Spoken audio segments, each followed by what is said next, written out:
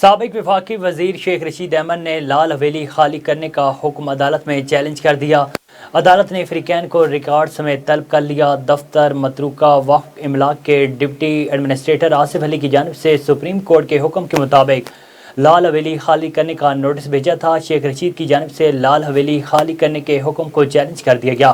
واضح ہے کہ تمام قدیمی عمارتیں حکومت کی پراپرٹی ہیں، جس کو خالی کرنے کا حکم سپریم کورٹ ماضی میں دے چکی ہے۔ متروکہ وقف املاک کی جانب سے لال حویلی کو خالی کروانے کے لیے شیخ رشید کو کئی بار نوٹس بھیجا گیا تھا، جبکہ شیخ رشید کی جانب سے ان نوٹسز کو نظر انداز کیا جاتا رہا۔